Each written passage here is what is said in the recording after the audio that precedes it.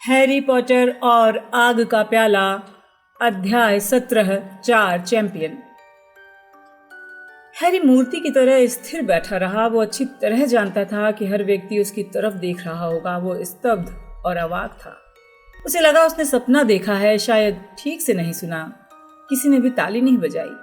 इसके बजाय नाराज मधुमक्खियों की भिन भिन जैसा शोर पूरे हॉल में भर गया।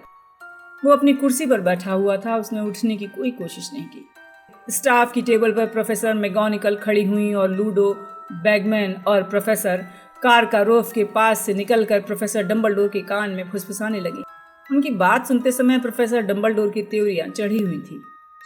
जब हैरी रॉन और हरमाइनी की तरफ मुड़ा तो उसने देखा गरुण द्वार की लंबी टेबल पर बैठे सभी विद्यार्थी मुंह खोलकर उसे देख रहे थे। मैंने अपना नाम नहीं डाला है, तुम तो जानते हो मैंने नहीं डाला है, हैरी ने सपाट अंदाज में कहा।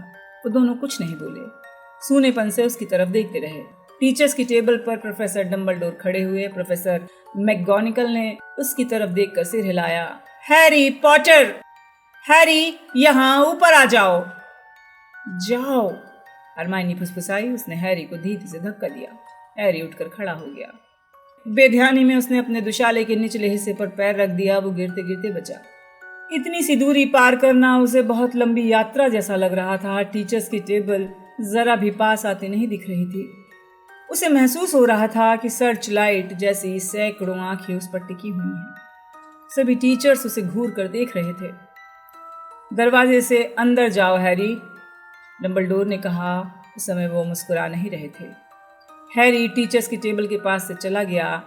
हैग्रिड टेबल के सिरे पर बैठा था। उसने हैरी को आंख नहीं मारी, हाथ नहीं हिलाया। जब हैरी उसके पास से गुजरा तो दूसरों की तरह वो भी पूरी हैरानी से हैरी को देख रहा था। वो एक छोटे से कमरे में पहुंच गया जिसमें कई जादूगरों और जादूगरनियों की तस्वीरें लाइन से लगी थीं। उसे सामने एक अंगीठी दिखाई दी जिसमें बढ़िया आग दहक रही थी। उसे कमरे में दाखिल होते ही तस्वीरों में लगे चेहरे उसकी तरफ मुड़ गए। उसने देखा कि झुर्रीदार चेहरे वाली एक जादूगरनी अपनी तस्वीर के फ्रेम से निकलकर पास वाली तस्वीर में पहुंच गई जिसमें बड़ी बड़ी मूंछों वाला जादूगर था। विक्टर क्रम, सेड्रिक डिगोरी और फ्लर डेलाकोर आग के आसपास खड़े थे। आग के सामने वो बहुत बड़े दिखाई पड़ रहे थे। क्रम बाकी दोनों से थोड़ा अलग खड़ा हुआ था। वो कंधे झुकाकर मेंटल पीस से टिका हुआ सोच विचार में डूबा था। सेड्रिक अपनी कमर के पीछे हाथ बांधकर आग की तरफ देख रहा था। फ्लर डेलाकोर ने हैरी को अंदर आते देखा तो उसने अपने लंबे सुनहरे बाल पीछे की तरफ झटके। उसने कहा, क्या हुआ? क्या वो हमें हॉल में बुला रहे हैं? फ्लर को लगा वो कोई संदेश देने आया है। हैरी को समझ नहीं आया वो क्या बताए। उसे अचानक एहसास हुआ कि वो तीनों चैंपियन उससे बहुत लंबे और बड़े हैं। तभी उसे अपने पीछे से तेज कदमों की आवाज़ सुनाई दी। लूडो बैगमैन कमरे के अंदर आ गए। उन्होंने हैरी की बांह पकड़ी, उसे आगे ले गए। बहुत अजीब बात हुई है, वो हैरी की बांह दबाते हुए बुदबुदाए। बहुत ही अजीब बात। हालांकि ये अविश्वसनीय है, लेकिन मैं आपका परिचय जादूगरी के त्रिकोणीय टूर्नामेंट के चौथे चैंपियन से करवाना चाहता हूँ। विक्टर क्रम सीधा खड़ा हो गया। उसका चेहरा पहले से ज्यादा चिड़चिड़ा हो गया जब उसने हैरी को गौर से देखा। सेड्रिक हैरान था। उसने कभी बैगमैन को तो कभी हैरी को देखा। बहरहाल फ्लर डेलाकोर ने अपने बाल पीछे उछाले, मुस्कुराकर बोली, ओह, बहुत बढ़िया मजाक है मिस्टर बैगमैन। मजाक? नहीं नहीं, बिल्कुल नहीं। हैरी का नाम आग के प्याले से निकला है। क्रम की मोटी भौहें सिकुड़ गईं। सेड्रिक के चेहरे पर हैरानी साफ झलक रही थी। फ्लर की त्योरियां चढ़ गईं। लेकिन जरूर कोई गलती हुई है, उसने बैगमैन से रूखे अंदाज में कहा। वो हिस्सा नहीं ले सकता, वो बहुत छोटा है। हाँ, यह आश्चर्यजनक है, बैगमैन ने अपनी चिकनी छुट्टी मलते हुए कहा और हैरी की तरफ मुस्कुरा कर देखा। लेकिन जैसा आप जानते हैं, उम्र का बंधन इसी साल सिर्फ अतिरिक्त सुरक्षा के लिए लगाया गया था और चूंकि उसका नाम प्याले से निकला है, मेरा मतलब नियमों में साफ लिखा है कि आपको अनिवार्य रूप से हिस्सा लेना है। हैरी जीत तो नहीं सकता, बस उसे अपनी सर्वश्रेष्ठ कोशिश करनी होगी। पीछे से दरवाजा खुल गया। बहुत से लोग अंदर आए। Professor Dumbledore, mister Crouch, professor Karkaroff, madam Maxime, professor McGonagall, professor Snape. खुले दरवाजे की दूसरी तरफ हैरी को सैकड़ों विद्यार्थियों की भिन भिन जैसी आवाज सुनाई दी, जो प्रोफेसर मैगोनिकल के दरवाजा बंद करते ही खत्म हो गई। मैडम मैक्सिम, ये लोग कह रहे हैं कि ये छोटा बच्चा टूर्नामेंट में हिस्सा लेगा। फ्लर ने तत्काल अपनी हेड मिस्ट्रेस की तरफ कदम बढ़ाते हुए कहा। हैरी के मन में गुस्से की लहर उठ गई। छोटा सा बच्चा? मैडम मैक्सिम तन के खड़ी हो गई। वो अचानक बहुत लंबी दिखने लगी। उन्होंने गुस्से में पूछा, इसका क्या मतलब है डम्बलडोर? मैं यही जानना चाहता हूँ डम्बलडोर, प्रोफेसर कारकारोफ ने कहा। वो मुस्कुराने का नाटक कर रहे थे। हॉगवर्ट्स के दो चैंपियन? मुझे किसी ने नहीं बताया कि मेजबान स्कूल के 2 चैंपियन टूर्नामेंट में हिस्सा लेंगे, या फिर मैंने नियम ठीक से नहीं पढ़े थे। वो दुष्टता से धीरे धीरे हंसने लगे। ये असंभव है, मैडम मैक्सिम बोली। हॉगवर्ट्स के 2 चैंपियन टूर्नामेंट में हिस्सा नहीं ले सकते, ये सरासर नाइंसाफी है। डम्बलडोर, हमें तो लग रहा था कि आपकी उम्र की सीमा रेखा के कारण नाबालिग जादूगर इस टूर्नामेंट में हिस्सा नहीं ले पाएंगे, वरना हम अपने स्कूलों से प्रतिभाशाली नाबालिग विद्यार्थी ले आते। कारकारोव की आंखें अब पहले से ज्यादा ठंडी दिख रही थी और मुस्कुराहट अब भी कायम थी। कारकारोव, इसमें दोष किसी और का नहीं है बल्कि पॉटर का है, स्नैप ने धीरे से कहा। उनकी आंखों में दुष्टता की चमक थी। नियम तोड़ने की पॉटर की आदत के लिए डम्बलडोर को दोष मत दो। धन्यवाद सेवरस, डम्बलडोर ने दृढ़ता से कहा। स्नैप चुप हो गए। उनकी आंखों और चिपचिपे काले बालों के पर्दे के बीच दुष्टता चमक रही थी। प्रोफेसर डम्बलडोर ने हैरी को ध्यान से देखा। हैरी भी उनको देख रहा था। आधे चांद के आकार के चश्मे के पीछे की आंखों के भाव पढ़ने की कोशिश कर रहा था। डम्बलडोर ने धीरे से पूछा, हैरी, क्या तुमने आग के प्याले में अपना नाम डाला था? नहीं, वो जानता था सब लोग उसे ध्यान से देख रहे हैं। स्नैप ने छाया में खड़े खड़े अविश्वास भरी धीमी आवाज निकाली। प्रोफेसर डम्बलडोर ने स्नैप की प्रतिक्रिया को नजरअंदाज किया। क्या तुमने अपना नाम किसी बड़े विद्यार्थी को आग के प्याले में डालने के लिए कहा था? नहीं, हैरी ने जोर से कहा। लेकिन जाहिर है वो झूठ बोल रहा है, मैडम मैक्सिम चिल्लाईं। स्नैप अपना सिर हिला रहे थे। उनके होठ सिकुड़े हुए थे। वो उम्र की सीमा रेखा नहीं पार कर सकता था, प्रोफेसर मैगोनिगल तीखी आवाज में बोली। मुझे यकीन है इस बात पर हम लोग एक मत हैं, मैडम मैक्सिम ने कंधे उचकाते हुए कहा। डम्बलडोर से उस सीमा रेखा में जरूर कोई गलती हुई होगी। हाँ, ये भी हो सकता है, डम्बलडोर ने विनम्रता से कहा। डम्बलडोर, आप अच्छी तरह जानते हैं आपसे कोई गलती नहीं हुई है, प्रोफेसर मैगोनिगल ने गुस्से से कहा। क्या बकवास है। हैरी नाबालिग होने के कारण खुद सीमा रेखा पार नहीं कर सकता था, और चूंकि प्रोफेसर डम्बलडोर को भरोसा है कि उसने किसी बड़े लड़के से ये काम नहीं कराया है, इसलिए मुझे लगता है कि हम सबको ये बात निश्चित रूप से मान लेनी चाहिए। उन्होंने प्रोफेसर स्नैप को बहुत गुस्से भरी निगाह से देखा।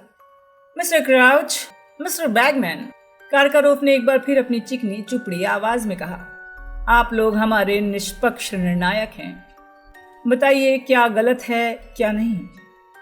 बैगमैन ने अपने लड़कों जैसे गोल चेहरे पर छलछलाते पसीने को रुमाल से पोंछा। मिस्टर क्राउच की तरफ देखा। वे थोड़े अजीब दिख रहे थे। कम रोशनी में वो पहले से ज्यादा बूढ़े दिख रहे थे। उनका हुलिया किसी खोपड़ी जैसा दिख रहा था। बहरहाल वो अपने सामान्य सपाट अंदाज में बोले, हमें नियमों का पालन करना होगा, और नियमों में ये स्पष्ट है, ये आग का प्याला जिनके नाम निकालेगा उन्हें टूर्नामेंट में अनिवार्य रूप से हिस्सा लेना पड़ेगा। बार्टी ने नियमों की किताब होंट रखी है, बैगमैन ने मुस्कुराकर कारकारोफ और मैडम मैक्सिम की तरफ मुड़ते हुए कहा, जैसे मिस्टर क्राउच के इस कथन के बाद सारा विवाद खत्म हो गया हो। मैं चाहता हूं कि मेरे बचे हुए विद्यार्थी भी आग के प्याले में अपना नाम दोबारा डालें, कारकारोफ ने कहा। उनका चिकना चुपड़ा अंदाज और मुस्कुराहट दोनों गायब हो गए थे, और उनका चेहरा निहायत ही बदसूरत नजर आ रहा था। आप एक बार फिर प्याले को प्रज्वलित कर दें, हम उसमें तब तक नाम डालते रहेंगे जब तक हर स्कूल से 2 चैंपियन ना हो जाएं। इंसाफ तो यही कहता है डम्बलडोर। लेकिन कारकारोफ, ऐसा कैसे हो सकता है? आग का प्याला बुझ चुका है और अगले टूर्नामेंट तक दोबारा नहीं चलेगा, बैगमैन बोले। और अगले टूर्नामेंट में डर्मस्ट्रैंग निश्चित रूप से भाग नहीं लेगा, कारकारोफ ने गुस्से में कहा। हमारी इतनी बैठकों, मशविरों और समझौतों के बाद मुझे ऐसी उम्मीद नहीं थी। मेरा तो मन हो रहा है कि मैं इसी समय टूर्नामेंट से भी चला जाऊं। गीदड़ भभकी मत दो कारकारोफ, तुम इस समय अपने चैंपियन को यहां से नहीं ले जा सकते। उसे हिस्सा लेना पड़ेगा जैसे सभी चैंपियनों को लेना पड़ेगा। जैसे डम्बलडोर ने कहा, यह अटूट जादुई बंधन है। वैसे यहां से जाना तुम्हारे लिए बड़ा सुविधाजनक होता है ना? दरवाजे के पास से गुर्राती हुई आवाज आई। ये मूडी की आवाज थी। जो उसी समय कमरे में दाखिल हुए थे। सुविधाजनक? मैं तुम्हारी बात का मतलब नहीं समझा मूडी। हैरी को दिख रहा था कारकारोव मूडी की बात को हवा में उड़ाने की कोशिश कर रहे थे। वो सबके सामने ये दिखाना चाह रहे थे कि मूडी की बात पर ध्यान नहीं देना चाहिए, लेकिन उनके हाथों ने उनकी पोल खोल दी। उनकी हथेलियां मुड़कर मुक्के में बंध गई थी। सचमुच नहीं समझे? बहुत सीधी सी बात है कारकारोव। किसी ने आग के प्याले में पॉटर का नाम जानबूझकर डाला है। वो जानता था कि अगर आग के प्याले में से उसका नाम बाहर निकला तो उसे इस टूर्नामेंट में हिस्सा लेना ही पड़ेगा। मैडम मैक्सिम बोली, ये तो साफ है, जिसने भी ये काम किया होगा वो चाहता होगा कि हॉगवर्ट्स के जीतने की संभावना दोगुनी हो जाए। मैं आपकी बात से सहमत हूँ मैडम मैक्सिम, कारकारोव ने उनकी तरफ सिर झुकाते हुए कहा। मैं जादू मंत्रालय और जादूगरों के अंतर्राष्ट्रीय महासंघ में शिकायत करूंगा। अगर किसी को शिकायत करनी चाहिए तो वो पॉटर है। मूडी गुर्राए। लेकिन अजीब बात है, वो एक भी शब्द नहीं बोल रहा है। वो शिकायत क्यों करेगा? उसे तो मुकाबले में हिस्सा लेने का मौका मिल रहा है ना? इनाम में 1000 गैलियन मिलेंगे। ये एक ऐसा मौका है जिस पर लोग मर मिटने को तैयार हैं। फ्लर डेलाकोर ने अपना पैर पटकते हुए कहा। मूडी ने हल्के से गुर्राते हुए कहा, शायद कोई यही उम्मीद कर रहा है कि इसके लिए पॉटर सचमुच मर जाए। इन शब्दों के बाद बहुत ही तनावपूर्ण खामोशी छा गई। लूडो बैगमैन चिंतित दिखने लगे। मूडी, तुमने ये कैसी अजीब बात कह दी? हम सब जानते हैं कि प्रोफेसर मूडी जब तक दोपहर से पहले अपनी हत्या की 6 साजिशों का पता नहीं लगा लेते तब तक वो अपनी सुबह को बर्बाद समझते हैं, कारकारोव ने जोर से कहा। यह साफ है कि वो अपने विद्यार्थियों को भी हत्या की साजिशों से डरना सिखा रहे हैं। डंबलडोर, गुप्त कलाओं से रक्षा के टीचर में ये गुण बहुत अजीब है, लेकिन निश्चित रूप से आपने उन्हें किसी कारण तो यहां रखा होगा। ये मेरी कल्पना है या मेरा वहम है? मैं साफ कह देता हूं, उस लड़के का नाम प्याले में किसी चतुर जादूगर या जादूगरनी ने डाला है। मूडी गुर्राए। इस बात का क्या सबूत है? मैडम मैक्सिम ने अपने बड़े हाथ हवा में उछालते हुए कहा। क्योंकि एक बहुत ही शक्तिशाली जादुई वस्तु को धोखा दिया गया है। सिर्फ बहुत ही सशक्त विभ्रम सम्मोहन उस प्याले को यह भूलने पर मजबूर कर सकता है कि टूर्नामेंट में सिर्फ 3 ही स्कूल भाग ले रहे हैं। मेरा अंदाजा है जिसने ये काम किया है उसने पॉटर का नाम चौथे स्कूल के विद्यार्थी के रूप में डाला होगा, ताकि उस स्कूल में वही अकेला विद्यार्थी रहे और आग का प्याला उसे ही चैंपियन चुने। लगता है आपने इस बारे में बहुत गहराई तक सोचा है मूडी, कारकारोव ने ठंडेपन से कहा। यह बहुत चतुर कल्पना है। मैंने सुना है अभी कुछ समय पहले आपको किसी ने जन्मदिन पर तोहफे में घड़ी दी है, लेकिन आपने ये सोचा कि इसमें चतुराई से काल दृष्टि का अंडा छिपाया गया है।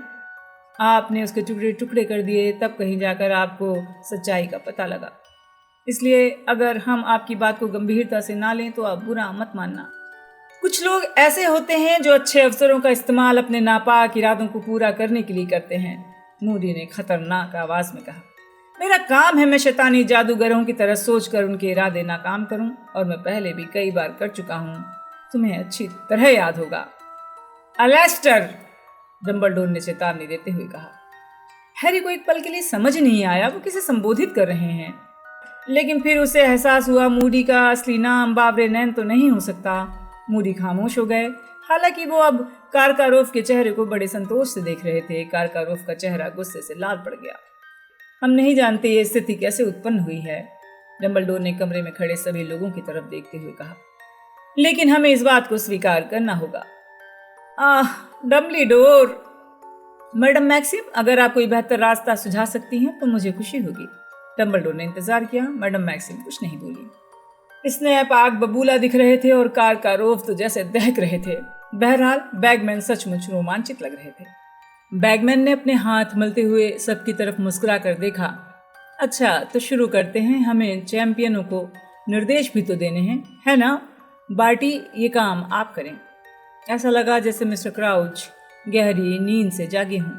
हाँ, उन्होंने कहा। निर्देश? हाँ, पहला काम। वो आगे बढ़कर आग की रोशनी में आए। पास से हैरी को वो बीमार लग रहे थे। उनकी आंखों के नीचे काले निशान दिख रहे थे। उनकी झुर्रीदार चमड़ी बहुत बेरंग दिख रही थी। हैरी को अजीब लगा, क्योंकि क्विडिच वर्ल्ड कप के समय तो उनकी हालत बिल्कुल ठीक थी। मिस्टर क्राउच ने हैरी, सेड्रिक, फ्लर और क्रम से कहा, पहले काम में आपकी हिम्मत का इम्तिहान लिया जाएगा, इसलिए हम आपको ये नहीं बताएंगे आपको कौन सा काम करना है। अनजान खतरे का साहस से मुकाबला करना जादूगरों का पहला महत्वपूर्ण गुण है, बहुत ही महत्वपूर्ण। पहला काम 24 नवंबर को बाकी विद्यार्थियों और निर्णायक मंडल के सामने होगा।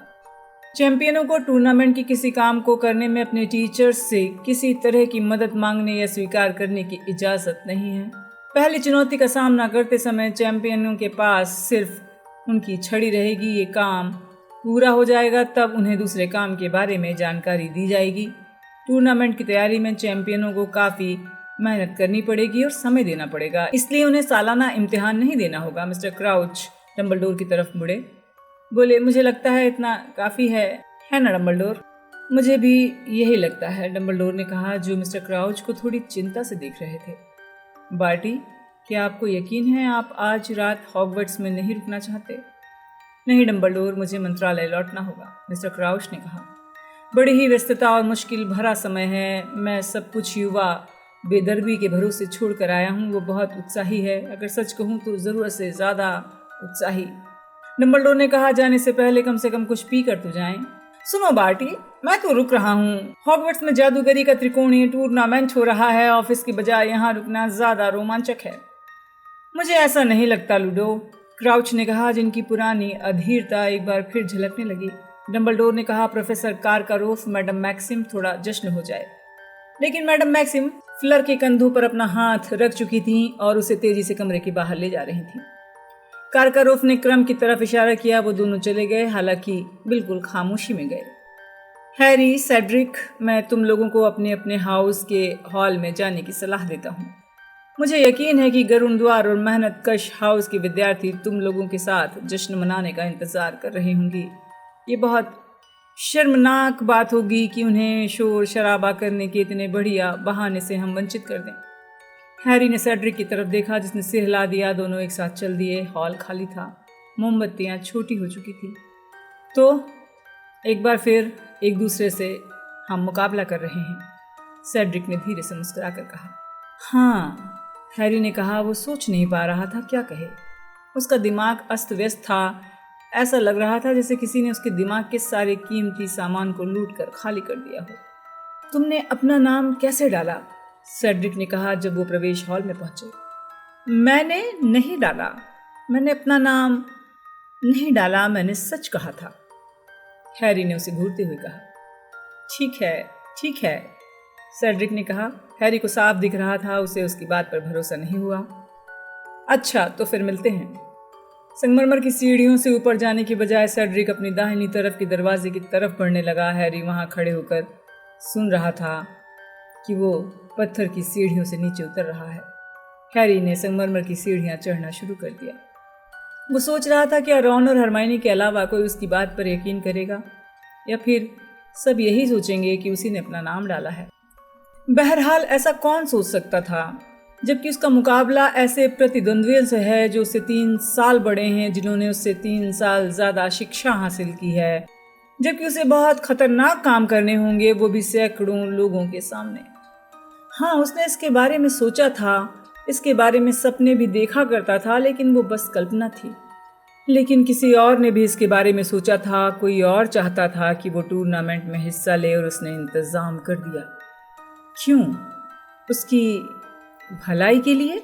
उसे ऐसा नहीं लग रहा था। उसे मूर्ख साबित करने के लिए? तब तो उसकी इच्छा ज़रूर पूरी हो जाएगी। या फिर उसे मारने के लिए? क्या मूडी बेसिर पैर की बातें कर रहे थे? क्या किसी ने हैरी का नाम आग के प्याले में बुरे इरादे से डाला था? क्या कोई सचमुच उसे मारना चाहता है? हैरी को इस सवाल का जवाब तत्काल मिल गया। Lord Voldemort. लेकिन वोल्डेमॉर्ट ये इंतज़ाम कैसे कर सकता है? वो तो बहुत दूर था और माना जाता है कि वो अकेला किसी दूर देश में छिपा हुआ है, कमज़ोर और शक्तिहीन। लेकिन जब उसने सपना देखा था तो वोल्डेमॉर्ट अकेला नहीं था। वो वर्मटेल से बातें कर रहा था और हैरी की हत्या की योजना बना रहा था। हैरी को ये देखकर सदमा लगा कि वो मोटी औरत की तस्वीर के सामने पहुंच गया था। उसे पता ही नहीं था उसके पैर अपने आप उसे यहाँ तक कैसे ले आए। उसे देखकर हैरानी हुई कि मोटी औरत तस्वीर में अकेली नहीं थी।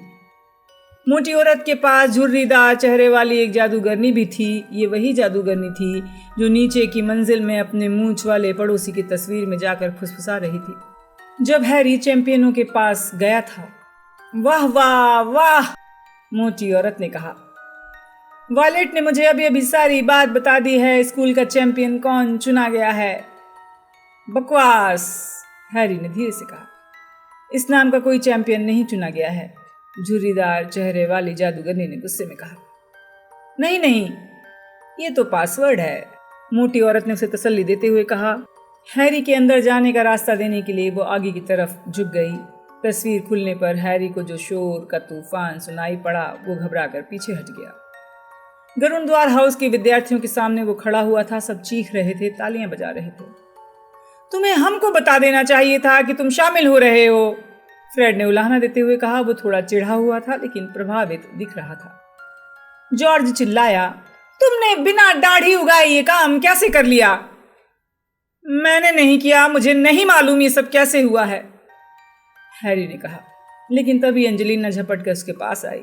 ओह, अगर मैं चैंपियन नहीं बन पाई तो क्या हुआ, कम से कम चैंपियन गरुड़द्वार का तो है। गरुड़द्वार की एक और धावक कैटी बेल चीखी, तुम डिगोरी से पिछले क्विडिच मैच का बदला लेना हैरी। हम खाने पीने का सामान लाए हैं, आओ हैरी कुछ खा लो। मुझे भूख नहीं है, मैंने जश्न में काफ़ी ज़्यादा खा लिया था। लेकिन कोई ये नहीं सुनना चाहता था कि उसे भूख नहीं है। कोई ये नहीं सुनना चाहता था कि उसने अपना नाम आग के प्याले में नहीं डाला। किसी का ध्यान इस तरफ नहीं गया कि वो जश्न मनाने के मूड में नहीं है। ली जॉर्डन ने कहीं से गरुड़द्वार का बैनर निकाल लिया था। उसे चोगे की तरह हैरी के चारों तरफ लपेट दिया। हैरी किसी तरह नहीं बच सकता था। जब भी उसने अपने कमरे की तरफ जाने वाली सीढ़ियों पर चढ़ने की कोशिश की, चारों तरफ जमा भीड़ ने उसे रोक लिया। जबरदस्ती बिटर बियर पिलाई, उसके हाथ में चिप्स और मूंगफली देते रहे। हर कोई जानना चाहता था उसने काम कैसे किया, उसने डंबलडोर की उम्र की सीमा रेखा को चकमा कैसे दिया। मैंने ऐसा नहीं किया, उसने बार बार कहा।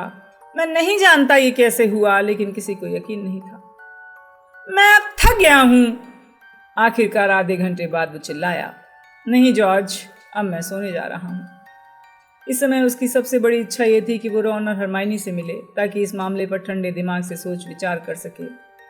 उसे नींद आ रही है, इस बात पर जोर देते हुए हैरी पूरी तेजी से अपने कमरे की तरफ जाने वाली सीढ़ियों पर चढ़ गया। इस दौरान क्रीवी बंधु गिरते गिरते बचे जो हैरी को सीढ़ियों के नीचे रोकने की कोशिश कर रहे थे। हैरी को देखकर राहत मिली। रॉन खाली कमरे में अपने बिस्तर पर लेटा था। उसने पूरे कपड़े पहन रखे थे। हैरी ने जब दरवाज़ा बंद किया तो रॉन ने ऊपर देखा। हैरी ने कहा, तुम कहाँ थे? ओह हेलो, रॉन बोला। वो मुस्कुरा रहा था लेकिन उसकी मुस्कुराहट तनावपूर्ण थी। हैरी को एहसास हुआ कि उसके शरीर पर अब भी गरुड़द्वार का लाल बैनर लिपटा हुआ है। रॉन बगैर हिले अपने पलंग पर लेटा रहा और हैरी को गठान से जूझते हुए देखता रहा। हैरी ने आखिरकार बैनर को उतारकर एक कोने में फेंक दिया। रॉन बोला, बधाइयाँ? बधाइयाँ? तुम्हारा क्या मतलब है? रॉन जिस तरह मुस्कुरा रहा था उसमें गड़बड़ दिख रही थी। ऐसा लग रहा था जैसे वो व्यंग कर रहा हो। तो कोई भी उम्र की सीमा रेखा पार नहीं कर पाया। तुमने किस चीज का इस्तेमाल किया? अदृश्य चोगे का? हैरी ने धीरे से कहा। अदृश्य चोगा मुझे सीमा रेखा के पार नहीं ले जा सकता था। ओह हाँ ठीक है, मुझे लगा था कि अगर तुम चोगे का इस्तेमाल करते तो मुझे ज़रूर बताते, क्योंकि वो हम दोनों को ढक सकता था। तुमने कोई दूसरा तरीका निकाल लिया है ना? सुनो, ये काम किसी और ने किया है, मैंने अपना नाम प्याले में नहीं डाला, हैरी ने कहा। रॉन ने भौहें उठा ली। कोई दूसरा ये काम क्यों करेगा? क्या पता, उसे लगा मुझे मारने के लिए जवाब देना बहुत ही नाटकीय होगा। रॉन की भौहें इतनी ऊपर उठ गईं कि उसके बालों तक पहुंच गईं। रॉन ने कहा, देखो अगर तुम दूसरों को नहीं बताना चाहते कोई बात नहीं, तुम मुझे बता सकते हो। वैसे मुझे समझ में नहीं आ रहा है कि तुम झूठ क्यों बोल रहे हो। मैंने अपना नाम उस प्याले में नहीं डाला है। हैरी को अब गुस्सा आ रहा था। हाँ ठीक है, रॉन भी सेड्रिक जैसे अंदाज में बोला, लेकिन तुमने आज सुबह ही तो कहा था कि तुम अगर ये काम करते तो रात को करते। हैरी ने उसे झिड़कते हुए कहा, तुम इस वक्त बेवकूफ़ों जैसी बातें कर रहे हो। अच्छा, रॉन ने कहा। उसके चेहरे से मुस्कुराहट गायब हो गई। मुझे उम्मीद है कल सुबह तुम्हें फोटो सेशन के लिए जल्दी जागना होगा। उसने अपने पलंग पर लगे पर्दे खींचकर लगा लिए। हैरी दरवाजे पर खड़े होकर गहरे लाल मखमल के पर्दों को घूरता रहा। जिनके पीछे उसका दोस्त सो रहा था। ये वही दोस्त था जिसके बारे में उसे यकीन था कि कोई और भरोसा करे न करे, कम से कम वो तो उसकी बात का भरोसा करेगा।